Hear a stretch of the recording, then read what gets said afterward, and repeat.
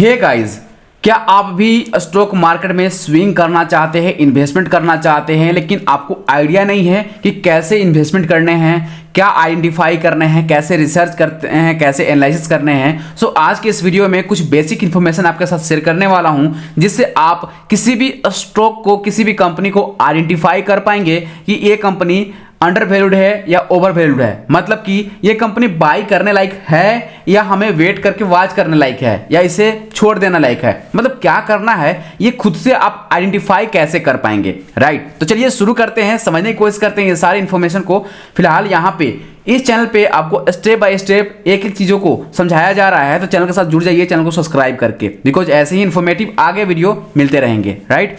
अब यहाँ पे हम बात करते हैं एक एग्जांपल लेके। सो मैंने यहाँ पे एक वेबसाइट ओपन करा है scanner.in। आई थिंक आप सभी लोग जानते हैं इस वेबसाइट को बहुत ही अच्छे से, राइट। इसमें मैंने सर्च कर रखा है, यहाँ पे सर्च पे जाएंगे और टाटा मोटर को मैंने सर्च कर रखा है। आप किसी भी कंपनी को सर्च कर सकते हो, सपोर्ट डेट मैं यहाँ सर्च करके दिखाई देता हूँ आपको, ठीक है। यहाँ पे डाल दिया टाटा मोटर सर्च करेंगे, ये रिफ्रेश होकर आ जाएगा, ठीक है।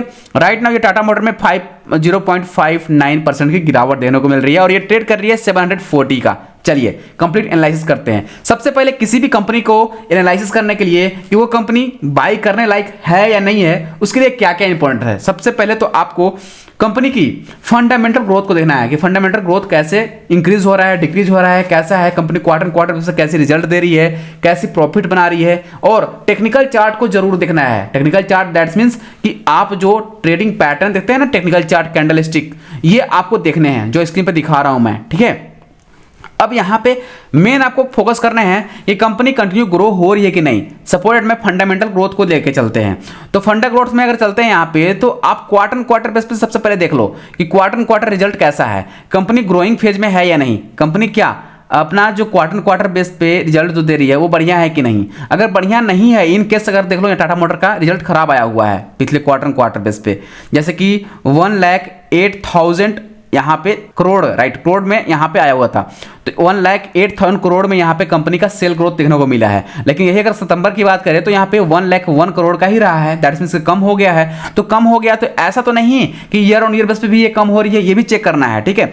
तो यहाँ पे क्वार्टर बेस पे हो सकता है किसी क्वार्टर में या किसी मंथ में सेल कम होने की वजह से हो जाती है कम चीज़ें, लेकिन क्या ये ईयर ऑन ईयर बेस पे भी ऐसा ही कर रहा है, ये चेक करना होगा। तो अब हम यहाँ पे ईयर ऑन ईयर बेस पे देख लेंगे। तो ईयर ऑन ईयर बेस पे देखेंगे तो यहाँ पे ईयर ऑन ईयर बेस पे कंपनी ने 23 की तुलना में अभी तक 24 में डिक्लाइन ही दिख रहा है, राइट, मतलब कम है। तो जी हाँ, थोड़ा यहाँ पे प्रेशर तो बना हुआ है, लेकिन कंपनी अच्छी है। टाटा मोटर, आप सभी जानते हैं टाटा मोटर की व्हीकल अच्छी होती है और काफ़ी ज़्यादा डिमांड भी है, राइट। सो यहाँ पे आप क्वार्टर रिजल्ट देख लेंगे कैसा है ना, कंपनी किस तरह से ग्रो हो रही है। हो सकता है एक आध क्वार्टर या एक आध साल खराब कर दी चीज़ों को, लेकिन आगे आने वाले समय में इनकी डिमांड कैसे हैं, आर्टिकल्स पढ़ने पड़ेंगे, समझने पड़ेंगे, लेकिन ज़्यादा झमेला नहीं करना है। तो कुछ चीज़ों को माइंड में रख लीजिए। कंपनी अच्छी है, आपको भी पता है, मुझे भी पता है, राइट।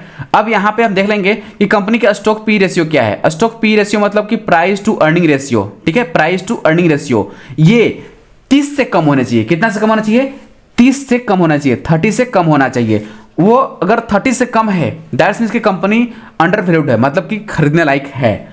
और अगर ये 50 से ऊपर है, मतलब 50 से ज़्यादा पार हो चुका है, मतलब कंपनी ओवर वैल्यूड है, मतलब इसमें खरीदना बहुत ज़्यादा रिस्की होगा, हो सकता है कि इस दिन बहुत बड़ा फॉल देने को मिल जाए। मतलब ये ख्याल कर लीजिए, नोट कर लीजिए कि अगर प्राइस टू अर्निंग रेशियो 50 से ऊपर हो तो आपको उसमें सोच समझ के इन्वेस्ट करना है। बिकॉज अगर आपने उस कंपनी में इन्वेस्ट करा है तो हो सकता है किसी नेगेटिव न्यूज़ से वो धड़ाम से गिर जाएगा, राइट। सो वहां पे ध्यान रखना है। और अगर ये इंडस्ट्री पी रेशियो से कम है, इंडस्ट्री पी रेशियो कितना है इसका? 18.3 का है और इसका स्टॉक पी रेशियो 8.13 का है। अगर कम है तो वेल बहुत अच्छा है, ये आप यहाँ पे अपनी एनालिसिस कर सकते हैं। ये पहला पॉइंट है जिसके द्वारा हम आइडेंटिफाई करते हैं कि कोई भी कंपनी या कोई भी स्टॉक अंडर वैल्यूड है या ओवर वैल्यूड है। That's it. अब नेक्स्ट चलते हैं ROCE। ये भी इंक्रीजिंग ऑर्डर में रहना चाहिए, मतलब बढ़ना चाहिए, दिखना चाहिए कि हाँ इंक्रीज हो रहा है, ग्रोथ हो रही है ना। ये भी आपको अगर 50% से ऊपर है, 30% से ऊपर है तो बेस्ट है, ठीक है, ध्यान रखिएगा। रिटर्न ऑन कैपिटल एम्प्लॉयड, ये इसका फुल फॉर्म होता है और यहाँ पे 20.1% की मेंटेन कर रही है। अगर ROC की बात करें, रिटर्न ऑन इक्विटी की बात करें, तो 3% की, जितना ज़्यादा रहेगा उतना अच्छा है, मतलब उतना अच्छा रिटर्न दे रही है कंपनी, है ना। डेट टू इक्विटी के बेस पे कितने कर्ज हैं, है ना, इसके ऊपर में कितना कर्ज है, ये सब कुछ देख लेंगे। इसके साथ प्राइस टू अर्निंग रेशियो देख लेंगे कि प्राइस टू अर्निंग रेशियो कितना चल रहा है, और इसके साथ यहाँ पे ईपीएस देख लेंगे, अर्निंग पर शेयर, कि कितना इंक्रीज हो रहा है। ये क्वार्टर जब रिजल्ट आप देखेंगे ना तो वहां पे दिख जाएगा सब कुछ, ठीक है।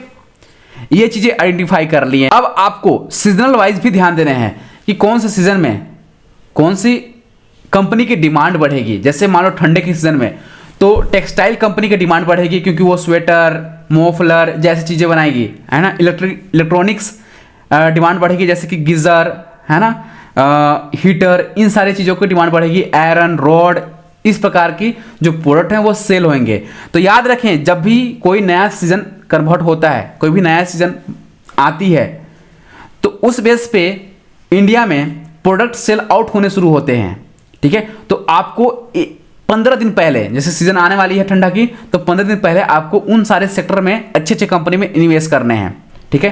राइट नाउ अभी ठंडा चल रहा था, ठंडा के बेस पे कौन कौन कंपनी चलने वाली है वो आप देख लो जाकर, इलेक्ट्रॉनिक सामान देख लो जाकर, वो उसमें अच्छी ग्रोथ देखने को मिल रहे होंगे, राइट। सो इस प्रकार से आप आइडेंटिफाई कर सकते हो, फिर कंपनी का ग्रोथ देख सकते हो कि कंपनी ग्रो कैसे कर रही है फंडामेंटल बेस पे।